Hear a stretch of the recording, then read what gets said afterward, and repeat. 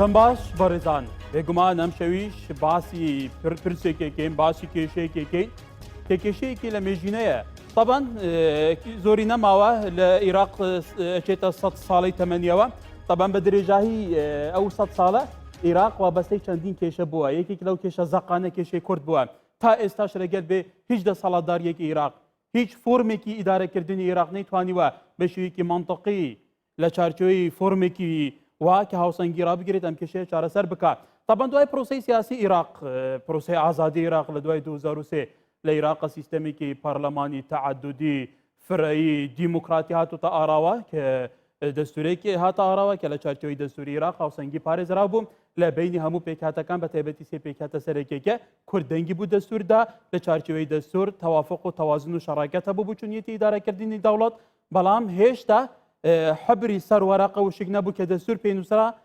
بنامەکانی دەستور پێشێلکرا لەلایەن ئەوانەی کە ئیدارە عێراق دەکەن بێگومان لە چارچۆی سەقفی پەرلەمانی عێراق زۆرینەی سیاسی بە تایبەتی لەلایەن شیعەکانەوە لە دژی خواستی پێکهاتەکانی تر بە تایبەتی کورد و سوننە ئەنجام دەرا بە تایبەتی تریش کورد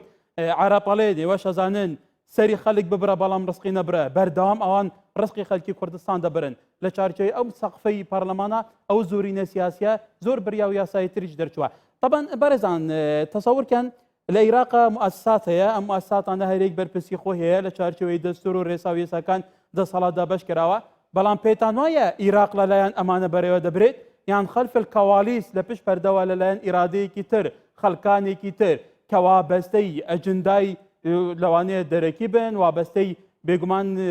بیرکردنەوەیەکی تایفی مەذهبی شوڤێنی بن ئەوانە هاتوون بێگومان خەلف الکەوالیس ئیدارەی ڕەوشەکەیەکەن بە تایبەتی بەکارهێنانی زۆرینە و کەمینە لە ناو پەرلەمانی عێراق کورد چەندین ڕێکەوتن هەیە لەگەل سەرۆک وەزیرانەیەک لە دوایەکی عێراق بە تایبەتی هەردوو سەرۆک وەزیرانی ئەم دوایە عادل عەبدولمەهدی و کاظمی نیەتی جدیشان هەیە بۆ چەندێتی جارە سەرکردنی کێشەکان بەڵام عەرقەلە بوو دروست دەکرێت لە چارچۆی فۆرمێکی یاساییدا لە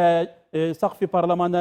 لایەن زۆرینەی شیعەکانەوە دەردەچێت هەندێک جار بێگومان سوننەش یارمەتیان دەدات ئەگەر قەزیەکی نەتەوەیی بێ من زیاتر باسییان پرسە دەکەم لەگەل سێ میوانی زۆر بەڕێزم دکتۆر ئەحمەد سەفار بریاردەری لیژنەی دارایی لە پەرلەمانی عێراق لە دووکەوە لەگەل منە دکتۆر زۆر ئاگاداری ڕەوشەکەیە لە مانکادا حەسەن جەباری چاودێری سیاسی لە سلێمانیەوە لەگەل منە لەلای من لە ستودیۆش بەڕێز دکتۆر محەممەد شاب مامۆستای زانکۆ شارەزای بواری دەستۆر بەخێرات میوانەکان دەکەم سەرنجتان ڕاکێشن پرسیاری زۆر جدی لەسەر مەسەلەی بودجە و موچە و 320 میلیارەکەش دەکەم پێم خۆشە یەکەم جار لە دکتۆر ئەحمەد سەفارەوە دەست پێ بکەم دکتۆر ئەم کاتت باش طبعا دکتۆر ئیرۆژیک سەرۆک وەزیرên کوردستانê di çarçovê civîna civata wezîran da got em li ser xetîne digel Mustafa Kadimî ku dereçeyekê rêyekê rêrewekê bibînît heta ew jî digel aliyên şîan li ser xete ku budcê Herêma Kurdistanê bête şandin dibêje tewasalatên me berdewam in çarenivîsê 320 milyaran berevkî veçû gel û tu baş haydarî tiştên nû çi heye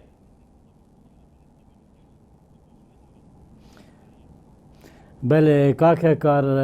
ئەودەمێتە و مهوانەتێت بەڕێز و بینەرێت کوردستان 24 باش بێت حقت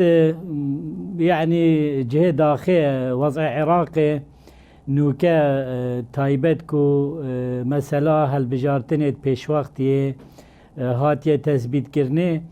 هەمی لایەنێت سیاسی وێت هاتینە گۆڕین و ململانەیەکی سەخت وێ تێتەکردنێ بۆ هەندێ هەر ئێک جەماهیرێ خۆ بزبڕین تەبە و جەماهیرێش دەست دای کو ئەدا ئەوان کو تەلاوان لایەنا کویا درست نەبێ و هەمی مەسەلا گەندەلیە بە مژیل بین و مەسەلا ئەم بێژین کۆمکردنا پارەی وان تشتا چی خەدەمات و چی خزمەت گوزاری بۆ خەلکێ خۆ نەکرینە نوکە ئەف لایەنێت هەوێ هەمی هەولێ خۆدن و بخۆ ڕیکلامێ بکەن هەر بابەتێک بێت دکەنە وەرەقە بخۆ بکارتینن نسبەت وەزعێ دارایی و پەیوەندیە هەرێمێ لەگەل حکوومەتە ئیتیحادی چ مشکلە نابینە هەردوو حکوومەتانینن یعنی هەردوو حکوومەتێک چوین حکوومەتە بەڕێز عادل عەبدولمەهدیژی و حکوومەتانوکەیە بەڕێز مستەفا کاظمیژی تەفەهمە مەوزوعێ فیدرالیەتێ دکەن تەفەهمە مەوزوعێ دەسەڵاتە هەرێمێت کێن تەفەهەما مەوزوعی دارایت کێن و وەبدێ هەرێمێ ئەف چۆن و هاتنا ماراتۆنی کردی هەندەجارە وێت گەهشینە ڕێکەفتنت گەلک باش و یێت تکمە و نەبەس بۆ نوکە بۆ چەند ساڵت بێجی بەلێ کێشا سەرەکی ئەوە کو نوکە هەمی لایەنێت سیاسی و ئەس بێژم هەمی ji ber wê mesela milmilaneye hemî wê fişarekî zêde zêde ya nemeqûlê ser hikûmetê dikin bo hindê ku mewzuî birê venebin kakekar mişkîla serekî li Iraqê yani eqliyeta parlemanî û eqliyeta hikûmî jî heta hedekê heta sistemê federalî nîne yani ew ام دي بتفاصيل بحثي برسيجي بكينا واقليات اداره و برلمانتارات كوي زورينا سياسيه مترسيدار برامبر بيكاتي دي بكارتين ليه بس تمنا بايك كونكريتي قالوا زانياري انتهنا كو فعلا هاولك جديها بيت كو فان ديزي كان او طبعا صبحي ودز بدا بشكرنا وشاب كان هرما كردستاني كو 620 مليار بجيت شلون ام دي بحثي فيجي كم تفاصيل بله يعني كو بيزانين الدماهي كي من قلت اتكيشة سياسية امل هيفينا كو وفدكي سرقاستكي برز بچتش هرمي بو بغدا كي ركفتنا كي سياسي چيك تمام كر بو ركفتنا يا حكومي دا افلاين السياسي ابد دجي ركفتني ام بين سر خطي وقناعت بوان چيبت و ام بشین در باسکین اوی رکفتنی پروژه بودجا 2021 دا چونکو پروژه دی هفتیابه دی ایتا هنارتن بو پرلمانی دویت لازل وی کاری بیت اکرنی و اف موضوع دویت بوی شکلی يعني اتفاق سر چه بید دوباره نبید قصدامن که او ماده قانونی ام بخیند پروژه بودجه داد بید بوی شکلی بید هر دو طرف پابند بنو ایدی او کشا لیبرینا موچه و مستحقات هرمه دوباره نبت و خلکمه الهرمه نکفتد کشا ام بیجینیا آبوری دا و کشا ندانا موچه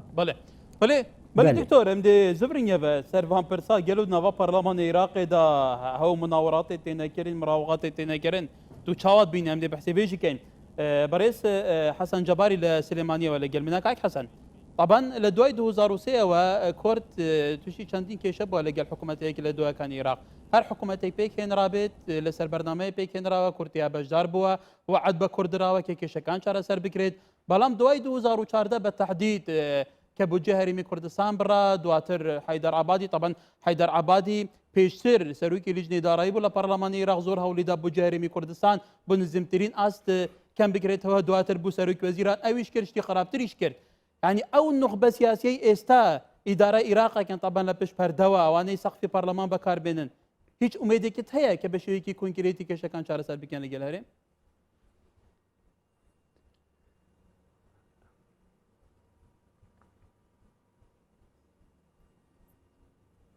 سڵاو ڕێزم بۆ میوانە بە ڕێزەکان بۆ جەنابێت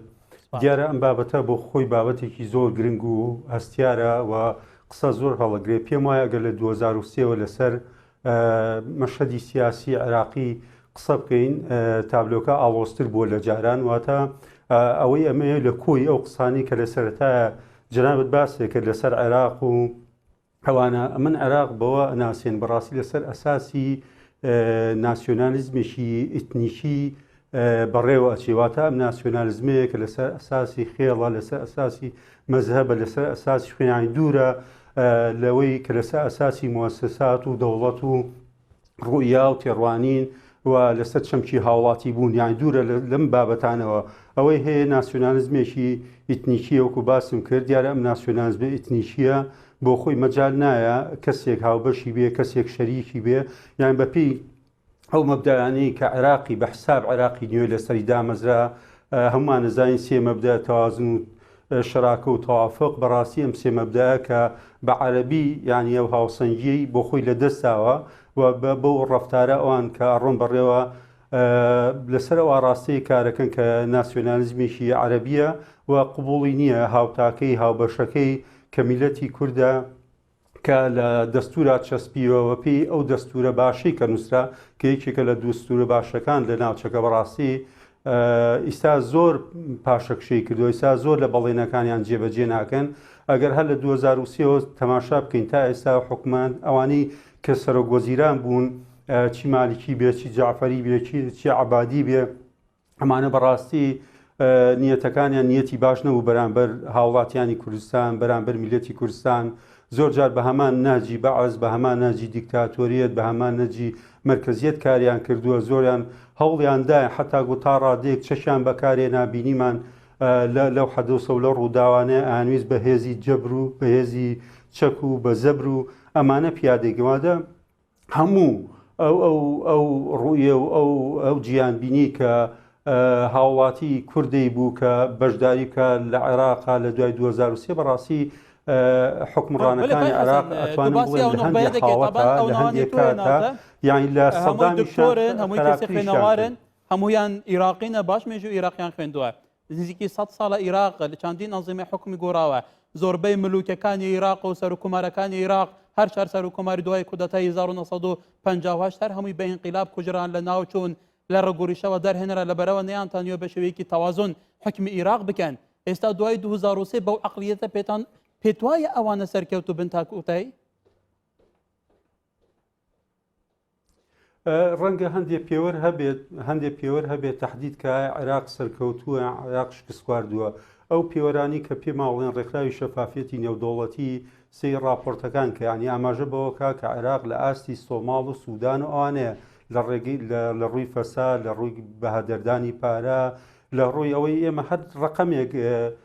جەنابی دکتۆر باش ڕەنگە ڕقەمەکان بزانیەوە شارزایی تەواوی هەبێ کە لە واقعی سیاسی عێراقە 6 ملیۆن دلار دانرابوو بۆ ئەوەی کارەبا چارەسەر هەر کەس نەیزانێ و 6 ملیۆنە چی لێ هات، چۆن سەرفکرا بەدایان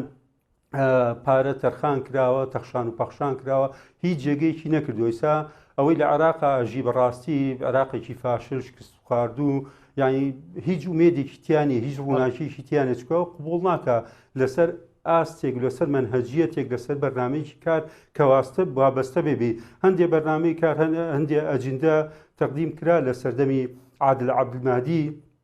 سیر بەرنامەی کارەکانمان کە ڕەنگە جێگەی دڵخۆشکەرێ بێ بماوە تا ئەمە ئاهێکی تیا شتێکی تیا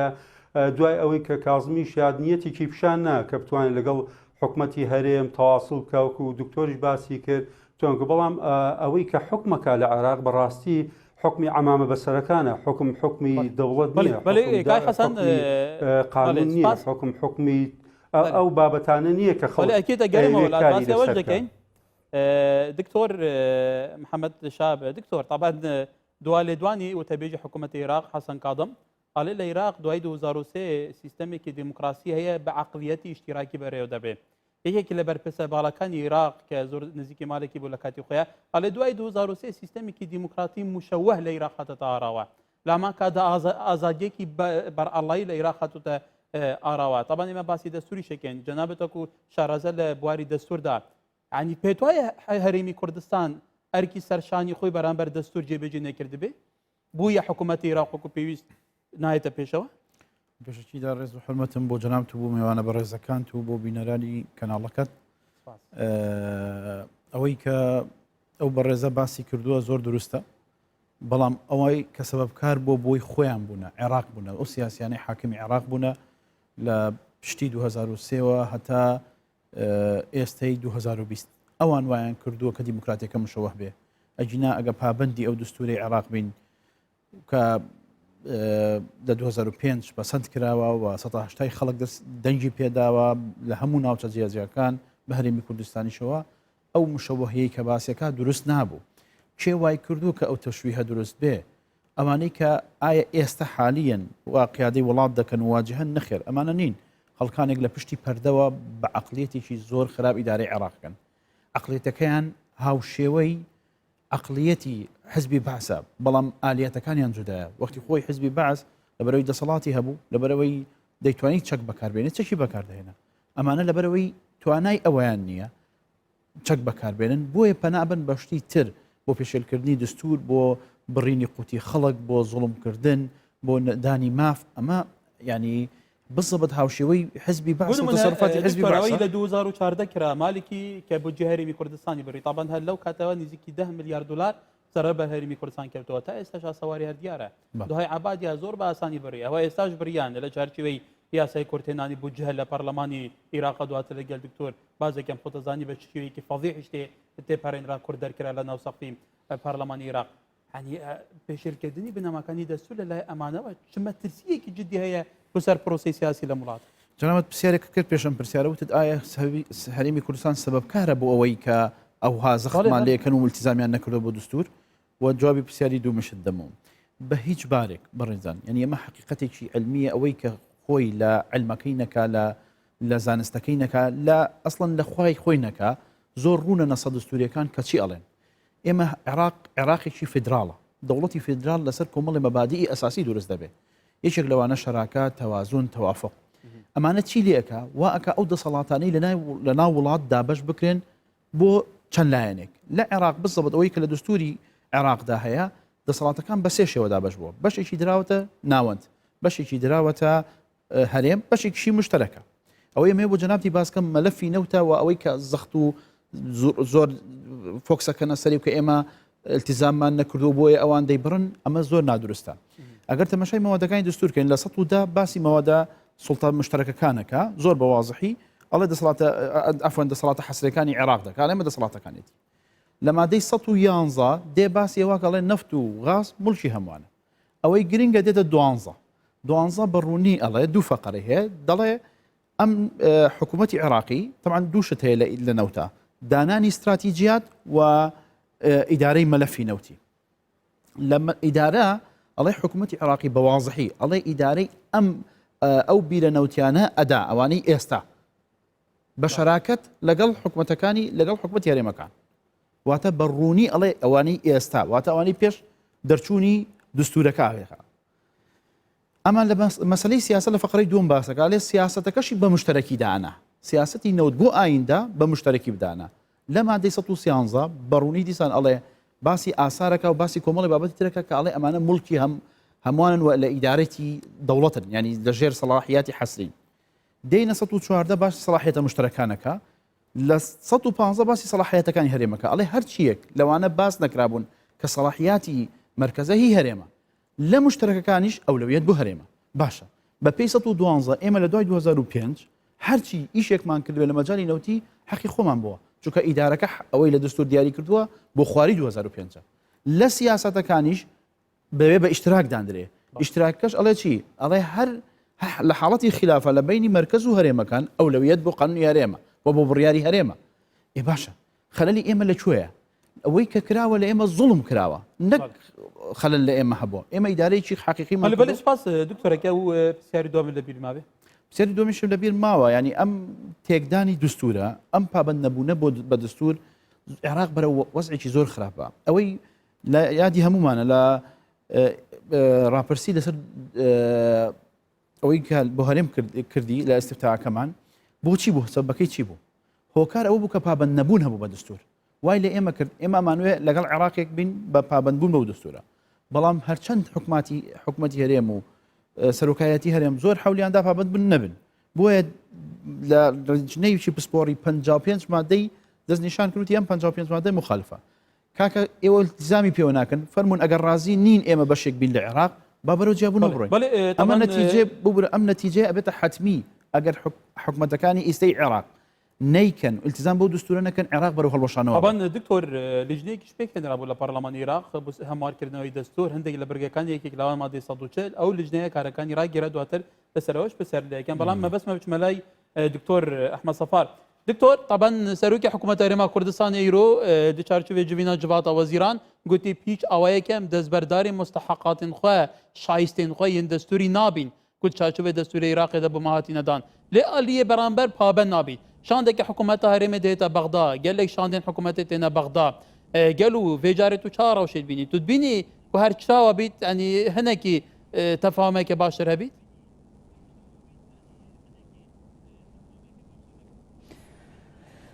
براستي كاك هكار يعني بديت نامن عراق شلاي سياسي به امني به دارای آبوری به وبراو آينديكي نديار تشت يعني ما ترسيدار أسشين بيجم چونك نوكا حكمات كنترول السر نداهات خو هيا نل سر بريار خو هيا نوكا برلمان بريا لاين السياسي ويزورينه بكارتينن او تشتوان ببيت ويجي بجيت كان من دسبيكي ديار كر اگر هر دو طرف پابندی دستوری بن طبيعي حكومة هرمي هر جار تبيجت وتكجي يعني كريار انه دستور حاكمة بل انه كيشا عراقي من قوت عقليتها عراقي انه كيا برلماني بخو باوري بوي دستوري نينن او تبيجن او دستوره وهاتي دينان الظرفكي نطبيعي دا و كود مصلحتها هندك لا ينال او اوان باوري بدستوريني ايه يا دوي بريار عراقي دس كي دايه ندس حكومته دايه ندس شلاين السياسي جدايه بريار بديت نامن اجدر بيتت بريا يعني ابان لاينت كو تابعي اوي بريار اجدر بش برهندي اگر حكومتك ابا هفده صاله يعني بتري 16 14 بوجه معدل بترش تريليون نيف دولار صرف كري هذا سر عردي چه حتى انك رجا هجاريه جهشت 40% العراقي بيكاري 35% حكمت نشد 10% دهات خو يه ننفطي بدس خو ببين دهات نفطي هروصا ويتشد يعني ام حقيقه نظامي بريار دس كي دايه حكومتها هرمي وقت سياسي جدبت تشد السربان همي لاين السياسي تقرد بله دكتور يارمتياتا كاظمي بويكش بربسين بلدن كردانيين بغداد قد بو هند كساتي هنا لبش بريار راجرتنا موشي هرما كردستاني يعني بالتحديد بحث عبادي كربو بحث صدر كربو بحث حادي عامري كربو هر كسي زاني خلف الكواليس اداره كرنا روشه عراقي شوايه قالوا نوا برلمان عراقي دايما تقلنون رضوان اغوي قلنا هذه خلكي تشيخ خو خلكي دولمنت توشي كيشانا بيت خلكي فقير وهجارا لهرما كردستان متشخورا توشي زرار دبن يعني كران حتى فورمكي ايني جابيت بحث عداله نظام مشت كان بو فيكيت كان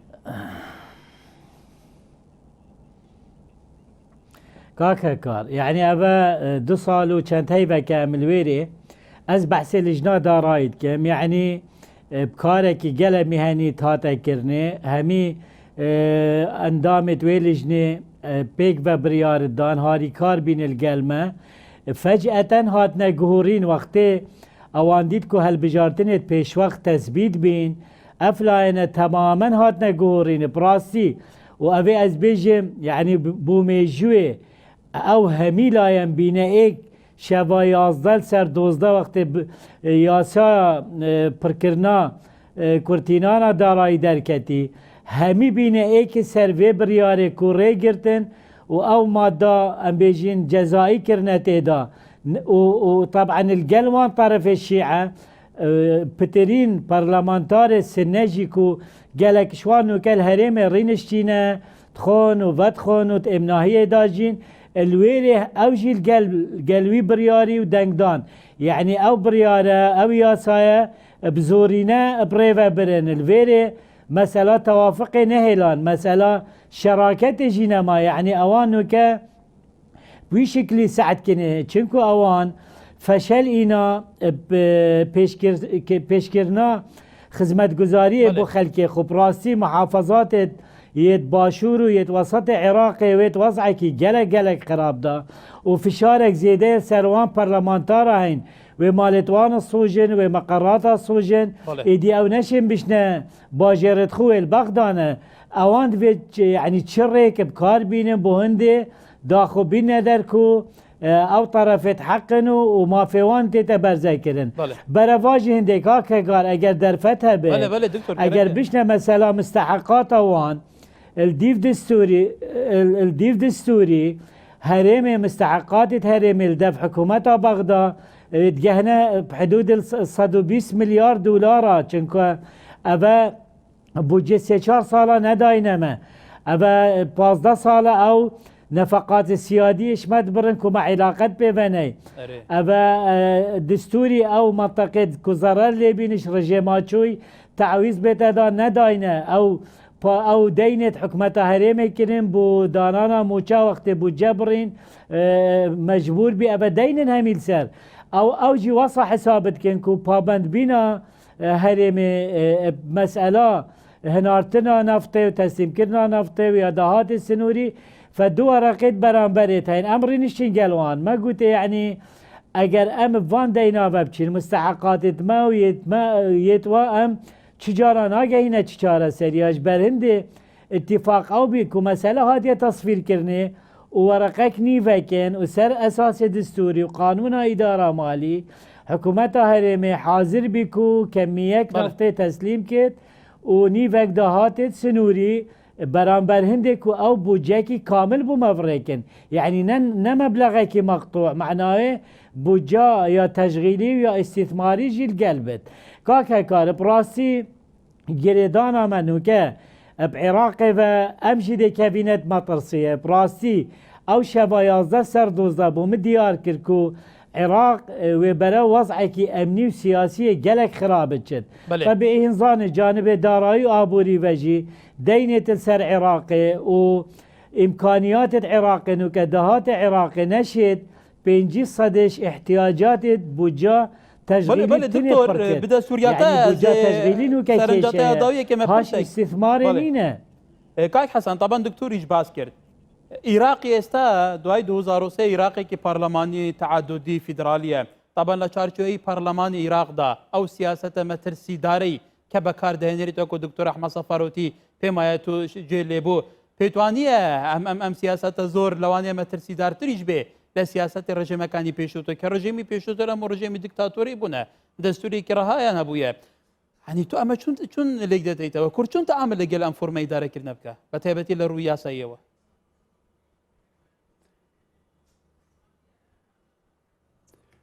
باسم کرد من لە بیداتی بەرنامەکەشا باسم کرد ئەم فۆرمەی لە پیشکردنی بەڕاستی عراق دوای 2023 فۆرمێکە با ڕاستەیەکی ناسیۆنالیزمێکە ڕوا کە خزمەتە بە خۆیەکە نە بە گەلەکەیەکە یانگەر ئەوانیانەوێ عراق بەو شێوە بێ کە هەیە و کورد لەگەڵیا بژی و تەبابێ و بتوان ژیانێکی باش بنەسەر بەڕاستی بەم فۆرمە بەم تێگەشتنە بەم عقلێتە کار ناکرێت. طبعا كاي حسن حتى او نخبه سياسيه استا عراقيش نخبهيكي زور توندن وكو دكتوري شتي او نخبه بهي شويك تعامل لەگەڵ ڕابردووناکەن بۆ نمونە پەیوەندی کورد و شیعە بۆ نمونە پێکەوە شەڕی نیزامێکی دیکتاتۆریان کردووە خوێنیان تێکەل بووە لە زۆرەوەیەوە یعنی چۆن تعامل لەگەڵ ئێستا بکرێت ئایا وەکو پێشتر دانووساندن لەگەڵ حکوومەتی عێراق بکرێ بچنە پێشەوە؟ خۆی ئێستا هین بەم بەنسبەتی یاسای هەڵبژاردن کەی ساڵی یاسایەکی نوێ بۆ هەڵبژاردنەیە کار لەسەر و یاسایەکرێ بەو ئاڕاستەی کە جناب باسێکە ئێستا ئەوانەی کەیانەوێ حاکمی عێراقی مطلق بن محاولاکەن ئەم جارە بڵێن ڕئیس وزەرا لە خۆیان بێ بە تایبەتی جەماعەتی سەدرەکان هەر لە ئێستاوە خۆمان نەزانی وەزع عێراق تێک چووە و بانگەشەی هەڵبژاردن دەستی پێ کردووە ئەوەی ئەیبینی لە ساحەی تەحریر ئەمە بۆ خۆی بانگەشەی هەڵبژاردنە یعنی هەیە ئەیانوێ شەقام داگیرکەن ئەیانوێ دوای ئەوە لەم پرۆسەی کە بەناو هەمواری کراوەتەوە یاسایەکی نوێ خزمەت بە خەڵکی عێراقکە بڕواکەم نەخشەکە گۆڕێ بە عەکسی ئەو تێڕوانی و تیجاهەیە ڕەنگە دوای ئەوە عێراق ببینین کە عێراق بە تاگڕەوی بە هەژمونێکی زیاتر شیعە کاری لەسەر بکەوە تەهمیشی هەموو لایەنەکان بکەن. ئۆباما لەم ڕۆژانە لە کتێبێکە بڵاوی کردوێتەوە باسیەوەکە لەگەڵ دیدارێکم لەگەڵ مالچی نەی شاردوێتەوە تێتی ئەبێ شیعە حاکم بێ کوردیشی وەکو کەمینە سیر کردووە کەواتە ئەمانە بەو ئاڕاستەیە حکومەکەن واتە بەڕاستی ئەمە چەند هەوڵ بین ینی چەند ئەوە بکەین تێگەشتنمان هەیە چەند مبادرات بکەین چەند حکومەتی هەرێم خۆی ماندووکە التیزاماتی خۆی جێبەجێکە بێکتەڕەفە نابێمە ئیشێکی دووتەڕەفەیە دیارە ئەو بەڕێزانە لە بواری دەستوری باسییان کرد لە 2007 ئەو لیژنەیە دروست بوو زیاد لە 50 تا 60 مادەی دەستوری هەبوو کە ئەمانە بە شکڵێکی ڕاستەوخۆ ناڕاستۆخۆ پێشێلکاریەکی گەورە هەبووە بۆ هەرێمی کوردستان ئیسا لەو پێشێلکاریانە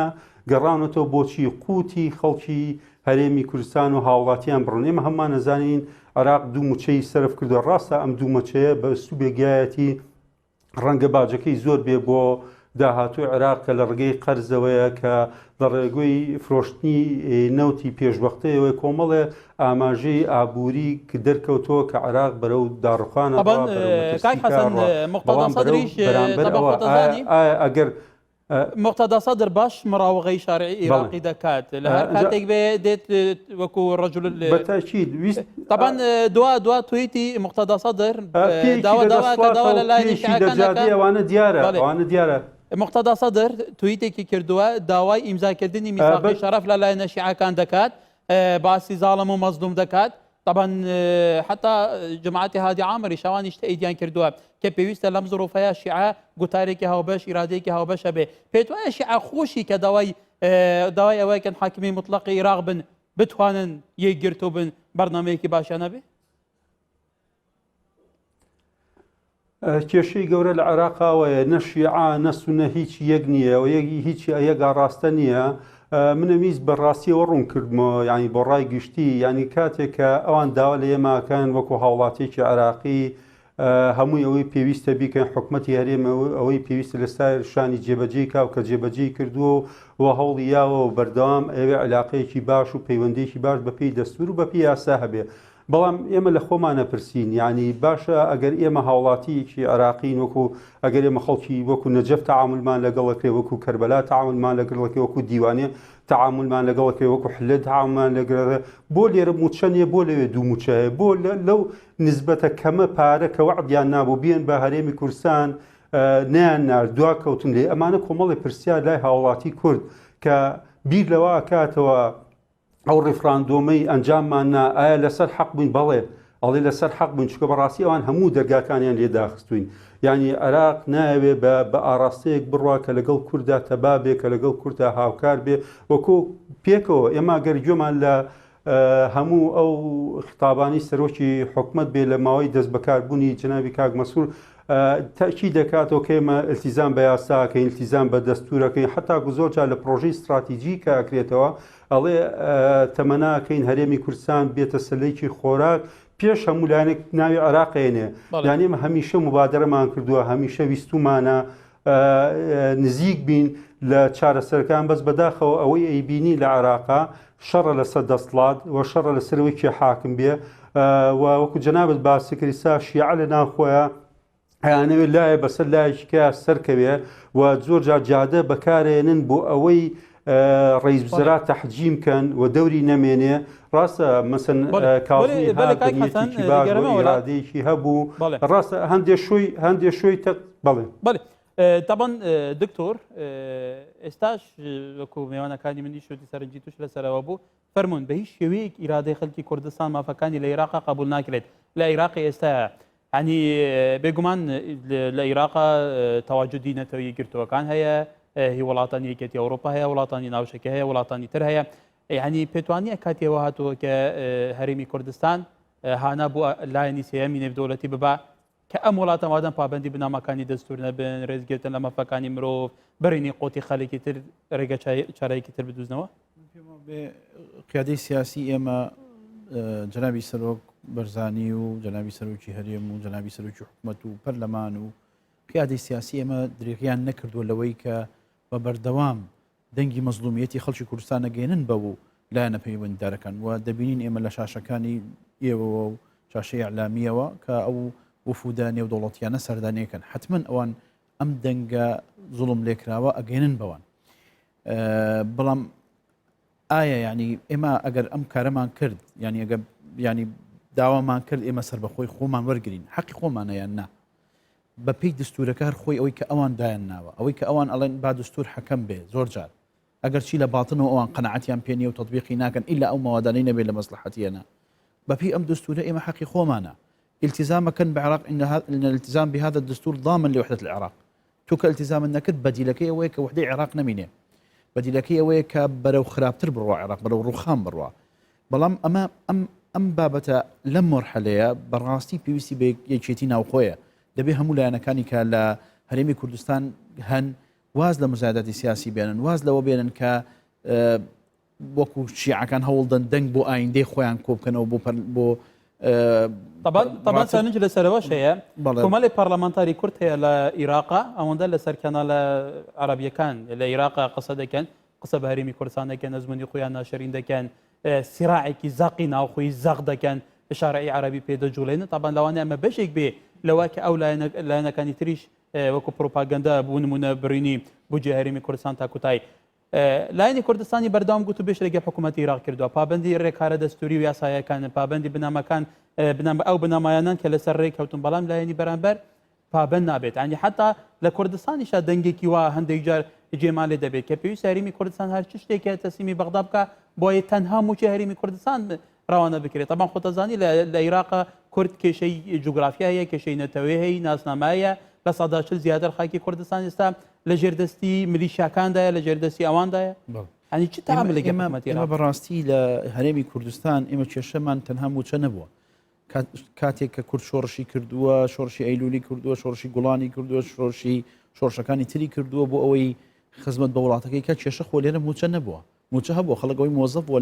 لە هەرێمی کوردستان موچەی وەرگردووە ئێمە کێشەمان لەوە گەورەترە کێشەی نەتەویمان هەیە کێشەی خاکمان هەیە کێشەی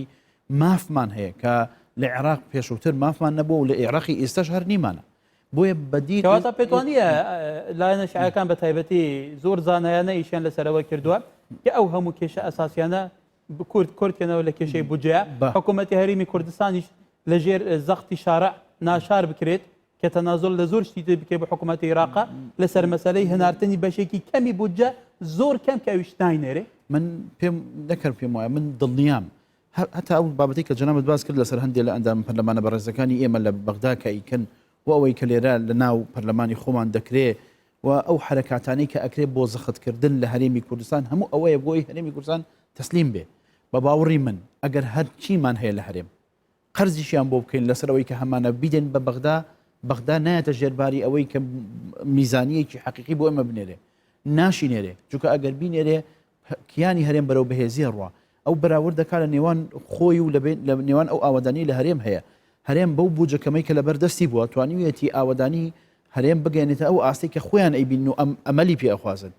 عێراق بەو بوجە زەبەلاحی کە لەبەر دەستی بووە کە جەنابی کاکدکتۆری باسی کردوتی تریلیۆنێک و 500 ملیار دلار ئەگەر لە سەد دەی ئەو مەبلەغە پارەیە سرف کرایە کە ئەی کردە 150 ملیار هەموو عێراق چارەسەر بوو کێشەی ئاو و کارەبای و خستەخانەی هەر ئەوەن دەیەوێ یعنی بۆ قابلە چەند ملیارەوێ بۆ چارەسەری ئەو هەموو ئەوان نانەوێ بە هیچ بارێک هەرێم مستەقر بێ بۆیە ئەمانە هەمووی فشارن بە هەموو نەوعێک فشارەکەن بۆ ئەوەی تو تەسلیم بی بڵێ کاکە من تەنازل لە هەموو مافەکانەکەم تعاملم لەگەڵ کە وەکو محافظات بەس ناوم منێ محافظە پێی وایە ئەو ئیرادە سیاسیەی کە ئێستا سەرکرداتیاری هەرێمی کوردستان دەکات کە دەیان ساڵ تەجروبەی شۆڕەشی چەکداری و تا کوتایی هەیە تەنازل بە هیچ بارێک پێی وایە تەسەوەڕ ناکەم بە هیچ بارێک نە قیادەی سیاسی ئێمە نەجەنابی سەرۆک بەرزانی و نەجەنابی سەرۆکی هەرێم و نەجەنابی سەرۆکی حکوومەت و نە ئەحزابە سیاسیەکانی کە نیشتیمان پەروەرن قەت بەوە ڕازی بن قەت ناکرێت بەوەش ڕازی بەڵام یەک خەلەلێک هەیە دەبێت ئاگادار بن ئەو شتانەی کە دەیکەن لە ناو هەرێم ئێستا ئەو دەنگەی کە ئیکەن لە ناو پەرلەمان لە مەسلحەتی کوردانیە بەعکسەوە لە مەسلحەتی عێراق و لە مەسلحەتی ئەو کەسانن کە ئێستا زوڵم لە ئێماکەن بەڵێ دکتۆر ئەحمەد سەفار دکتۆر طبعا مجارە عێراق دەبێژن وڵاتێکی گەلێک قەرز سەر کۆمبینە بەحسی 160 میلیارات کەن کەمتر تا زۆرتر يعني قالوا حتى في العراق كان قرضاره فعلا وصا قرضاره وصا كيف بن قرضاره طبعا تبع سير روشا بوريا خلكي جيكر دستا في مروان عراق دبيجا خلكي بصره صدي تشل بن هيلا هجاريه دانا كبارا بتري نفط لويريتشيت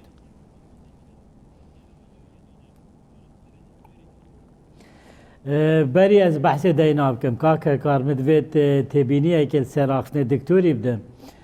براستي مخابن يعني او برلمانتاريت ميد كرد سر كنالة عربي تافجنا حكومة هرمي ووضع آبوري ومنافذة حدودي او نظام كو يت عراقي همي خرابتره وقلق خرابتره ابا آخفتنا برئيس كاظمي بخوك وقت امل قال كون بين ما اجتماعك اللجنة داروي قال أبي قوتي يعني منافذة حدودية عراق همي خرابا قالك شوان مديتن إشارة دا قوتي منفذ إبراهيم خليل شمية ريك خسيترا ومنظمترا ومنفذ إيكيا في خلقي عراقي ويجيشي مستوى روشنبيرية تتقاد كو أف برلمانتارة بوشي ود بيجي چنكو معارضة حكومة هرمي لا مواد كد أو إيك دو أو هولدانا هندك برلمانتارة ديكو يعني هيبتا هرمي بشكينينو دسهلاتا هرمي يا سياسي وأفكياني دستوري بهزارة شهيد شوين حتى اف هرمي تشيبي وكي دكتوري قوتي نمسلا برسياتي ابتنيه او نظام كو حكمة تجارة نايتا بمباري مليون و 251,000 كارمندا باختصر موشيت عراقي فاب محاولات اوجي ديتنا من ريكلامة كبخوبو هالبجارتين بيت از بمسر مثلا دينا كاكا كار حقيقة رقمت فعلي منت هين يترسميش دائرة الدين العام وزارة دارائي عراق نوكا دين دارة 6 مليار دولار دين دركي دين خارجي و6 تريليون دينار دين داخلي يعني اوجي تقريبا دوريت 6 امد بيجين نوت مليار دولار دين خارجية وداخلي اجبلي تشلو 1 مليار دولار جي امد بيجين الديون البغيضة او دينة دولة خليجنا وقت التمويل حرب عراقي كرين القل ايراني او حرب داخلي كرين يعني هميد بن دولة 6 مليار دولار يعني اگر تو دابشكي سر عدد مروفا العراقي كردستان جي القل چنجارة جي من اف تبيني قوتي يعني هريك شمد در كيف بترش 3,000 دولار دين دار يعني بولاتي دربه بله دكتور دي في وقت ما يكما ولاتك من قوتي بلا ومستقبلك خرابة دكتور طبعا مجارة بودجة 2021 كان هي كارن افليجنا في بودجة نويسي تتات كراجرتن طبعا حتى فيجا بيجي زلالينا قالوا بشكا هرما كردستان في بودجة دي تشاوابي دي تشاوي تثبيت كرن حتى كان دي استه قوتو بيجن حكومة هرما دي قال حكومة العراق تشاوانا تزانيري هنا لدور فيجي بله ابخو براسي بروجيه هيش ويلدف وزارة دارائي دشني دي تحويل كم بو امين داريا قشتي دشلاي قانوني وتدقيق كتو دي بريكت بو انجمني وزيران حفتي بيت اد بيجم دي كومبونك تايبت السركن دنجيل سردن وفريكن برلماني او بيزانينت من هين يعني بشكا هرمي الديف وين ركفتنيه ودي ماهيكي وفد هرمي القى الحكومة بريز كاظمي كري كو 250,000 برميلة نفتين القى 500 دهاتت جمرك الديف قانونا إدارة مالي أو كمية مايش نفط هرمي دبت برامبر أو تكاليف الشركات أو دينة السر حكومة هرمي بله از دبارت كم اف ركفتنا واف ماده بريفاناتشت اگر ركفتنا كي سياسي سرچينه بد خاصة او كتلة ام بيجينية الشيعي او نكمل ملانه كي جلا بقوات هين بو هالبجارتنيت بيت خاصة يعني هاد بيجم كتلة دولة يا سائرون يا حكمة يا نصرة واف كتلة دي جامعة فتح اف كتلة همينو كا ومحاولات كن جي بي خو بقرن جماهير خويش داز داين والبرا يعني وان خبري هيكو هندك هي لاين سياسية نيبين كاكا كار احتمالا لاينك سربخونو كا كتلة كي نيچه بت او كتلة يا ام بيجين يا خو بيشان درانه كتلة تحريره كتلة متظاهرانه اوان قالك خلقي بخو وگره داي وكتلكي ام بيجين سربخوها حتى انو كاوي ترسم بوندي بله دكتور اوجي جي سرنجه بله اتفاقك السياسي تشي بله طبعا كاك حسن لشاشي خو بيشاندانا كان يم دواي العراق طبعا دنگي كي تر لشقام العراق برز بو تواب خلقي كي نخبوي دينا بيشوا باسي عدالة كان باسي ديمقراطيه كان باسي ازاديه كان كان بيتواني لها البجارتني دهاتو لعراق توازني هس لبرلمانيش بگوره او نخبه سياسيه تقليديه كي استاي ما باس مانكر كتا استا عراق نزيكي 20 سال بريو ابن فرمو روشكه بروشي گيشت خۆی یەکێ لە ئیجابیاتی ئەمەی کە دانراوە یاسای نوێی هەڵبژاردنەکان و هەموار کراوەتە بۆی دەرفەتە بێ بە لیست نەبێ بە فەردی بێ و خەڵکی سربەخۆ بتوانێت دەوری خۆی بگێرە و کاریگەری خۆی بگێڕێ. بەڵام ئەو ژینگە و ئەو فەزایی لە عێراقا هەیە ئایا دەرفەتەیە بەونەوە خەڵکە بێنە پێشەوە و بتوان دەنگێکی باش بێن ینی بەدەست بێنن بۆی بتوان نەخشەی سیاسی عێراق بگۆڕن لەسەر ئەساسی دەوڵەتی مەدەنی یان لەسەر ئەساسیەوەی نەخشەی سیاسی عێراق جیاواز بێ و مەفهومی چەمکی هاوڵاتی بوون و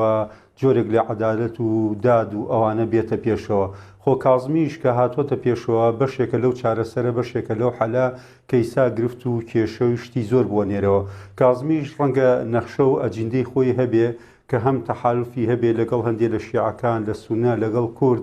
وەکو لیستێک بێتە پێشتەوە جیاوازکە خۆمان نەزانین ئەو باگراوندی کازمی لەگەڵ ئەوانی کە زۆر جیاوازن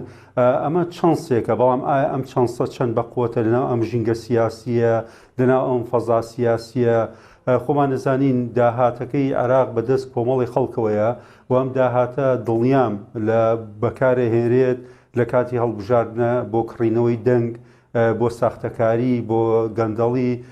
چکە هەموو بەڵێ کای حەزن طبعاً خۆتەزانی دوای پرۆسەی ئازادی لە عێراقا زۆر حەزبی داوا باڵا دەست بوو حەزبی داوا باڵا دەست بوو تا کابینەی حەیدەرابادی دواتر کوتلەی ئەوەی سائیرۆنی مقتەدا سەدر بوو یەکەم بەڵام هەر نەتوانی حکوومەت پێک بهێنرێ لە داهاتوودا هەکەر هەر ئەم دەم و چاوانە دووبارە بنەوە پێت وایە ئایندەی سیاسی عێراق بەرەو چی دەگات ئەگە بە کورتی ئایندەی سیاسی زۆر بە کورتی باسیەکەم ڕەنگە ئەمەش گرنگ بێ بۆ ئێمە لەم بەرنامەیە باسیکەین ئەوەیە ئەبێ ئێمە ینی حکوومەتی هەرێمی کوردستان لەگەڵ عێراق محاولەکە ئەنجومەنی فدرالی دروست بێ و ئەنجومەنە وەکۆی سیناتی ئەمریکی بۆی بتوانین لە بڕیارەکە فلتەرێک بێت لە بڕیارەکان و هاتنی جۆن بایدن ڕەبتەکەمەوە کە ئێمە دەور ببینین لەم کاتە لەو ساتە هەوڵ بین بۆ نزیک بینەوە لە کۆنفدرالی یعنی نەوەستین بەوەی کە هەیە بەڕاستی ئەوەی کە هەیە هیچ لە قازانجی خەڵکی کوردستانە نیە لە قازانجی هاوڵاتیانی کوردستانە نیە ئەبێ محاولە بکەین لە ڕووی ئابووری خۆمان بەقوت بکەین و محاولە بکەین کێشە و گرفتەکانمان لە ناو خۆ چارەسەر بکەین و استراتیژیەکی باشمان زائیدەن ئەوە بکەین محاولی کۆنفدرالی بکەین لەم قۆناغەیە زۆر گرنگە بۆ ئێمە. طبعاً باسی جو بایدنت کرد دکتۆر جو بایدن ئێستا سەرۆکۆمەری هەڵبژێرداوی ئەمریکایە جو بایدن زیاتر لە هەموو سەرۆکیەکی تری ئەمریکا تەفاهم لەگەڵ وەزعی عێراقەکە خۆی پرۆژەی تەقسیمی عێراق بۆ سێ هەرێم هەبوو و زۆر تەفاهم لەگەڵ کێشەی کوردی شەکازانی کورد بە چه قۆناغێکی سەختە تێپەڕیوە پێت وایە هاتنی بایدن لە عێراق خۆتەزانی تەسیری ئەمریکا زۆر هەیە ئیدی ڕەوشەکەش یاواش بگۆڕێ من تەسەوەڕەکەم جەنابی سەرۆکی نوێی ئەمریکا دەورێکی زۆر باڵا بنوێنێ لەو مۆزوعە بە تایبەتی بە بەردەوامبوونی ئەو دەموچوانەی کە جەنابەت وتت کە تەسەوڕ ئەەکەم ئەگەر هەمویانیش نەبێ بەشێکی زۆریان بەردەوام بن ئەو بەشەی کە گۆڕانکاریشە دەستیان بەسەردا دەچیرێ چونکە عێراق محکوم لێ و جەنابی کاکتۆر فەرمووی بە خودی ئەجندای داخلیەوە بەڵکو ئەجندای خارجی زیاتر زەختەکان لە هەڵبژاردن ئەو دەوری هەیە لە بڕیاری سیاسی ئەو دەوری هەیە لە بڕیاری اقتصادی دەوری هەیە ئەگەر ئەم وەزعە لە عێراق بەردەوام بێت لە انتخاباتە نوێیەکە ئەکید بیرۆکەی جۆ بایدن کە دابشکردنی عێراق بۆ سێ کۆنفدرالیەت زیاتر زەق دەبێتەوە و هەنگاو بەر ئەوەی ئەنێ و تەسەوڕەکەم ئەو عێراقی زۆر باشە لەگەڵ هەرێمی کوردستان و لەگەڵ قیاداتی هەرێمی کوردستان گرە من لەکێ لە لقاتەکان بینیم کە باسی جەنابی سەرۆک بەرزانیە کرد کە سەردانی ئەوەی کرد وتی ئەمە هاوڕێکی منە کە برادرانی پێناسان وتی من هاوڕێی مەسعود بەرزانیم ینی کە ئەوهای ینی خۆی طبعاً پەیوەندەکانی سەرۆکەوە سەرۆکی هەڵبژاردنەوەی ئەمریکا دیارن بەڵام وەفدێکی باڵای بریتانیاش لە هەرێمی کوردستان بۆ دوێنێ لە ماکادە فەڕەنساش لەسەر خەتە ئەڵمانیاش لەسەر خەتە وڵاتانە کاریگەریان هەیە پێتوانیە ئەمەش نیشانەیەک بن کە کورد لە بەغدا بەم شێوەیە پەراوێز نەخێت لەلایەن ئەو نوخبە سیاسیەوە کێوە بەستان کرد زۆر تەوەقع بەرەو ئەوە ڕوا ئەگەر عێراق وکوتم بەو شێوەیە بەردەوام بێ هەر بەپێی دستورەکەی عێراق خۆی عێراق تەقسیمەکە لە بەرەوەی عێراق ئەمە نمونەی هەبووە لە دنیا بۆ ئاگاداری جەنابەت کاتێک وڵات بەرەو ئینفلاسی ئەڕواڵەوەی اقتصادیەوە بەرەو ئەوە ڕوا کە دابڕمێ و کە جەنابی کاکتۆر وتی ئەو هەموو قەرزەی لەسەراوە ئەو ناتوانێت ئیمکانیاتی خۆی بەو پارەی کە هەیەی واجباتی خۆی پێجەبەجێ بکە عێراق بەرەو دابەشبوونە ڕوا لەوانەیە وای لێ بێ بیرەنەوتەکانمان هەمووی ڕەهنکن بە دەوڵەتەکانی کە قەرز دەدەن لەوانەیە کۆمەڵێک شتی خراپ تر بڕوا ئەمە واکە نەکرد لە ینی تەرەفەکە ئێمە بین هەرێمی کوردستان و عێراق نەخێرا لە ناو خۆشیان دابەشە بن و تەسەوری ئەواکەم ینی تەمەنایەوە ناکەین شەڕی ناو خۆ دروست بێ لە عێراق بەڵام تەسەوری ئەواکرێت کە دروست بێ بەهۆی ئەو تاکڕەویە دکتۆر دەکرێت بەرێت دکتۆر محەممەد شاب مامۆستای زانکۆ لە استودیۆ میوانی من بوو هەروەها دکتۆر ئەحمەد سەفەر بریاردەری لیژنەدارەی لە پەرلەمانی عێراقی لە دۆکێ کاک حەسەن جەباری چاودێری سیاسی لە سلێمانیە طبعا تەماشەبانێژە سەرنجە میوانێمە بوو ئەم بەسی قازیەکێک کە نەکوچێر و کەماشەیە لە هاتی کورد چارچۆڤێ عێراقێدا بەردەوام پرسگیرەی بوو تێنە دروستکردن قەت مافێ کوردان نایەتە ناسکردن لە هەر دەسەڵاتداریەکە مافێ کوردان قبول نەکردبیت کورد نەناسکردبن هەفسەنگیا هێزە لە عێراقی قبول نەکردبیت ئەو دەسەڵات ئەخیرەن بەرەفنەمانی توی مصير إبراهيم جعفري وينولي مالكي ويا حيدر عبادي دماكو تفاهم قال روشا كردانا كري شبسر ياد قالوا أم دي روشي في شوبيني قالوا دي برف كي بجيت دخيرو خاشان دابن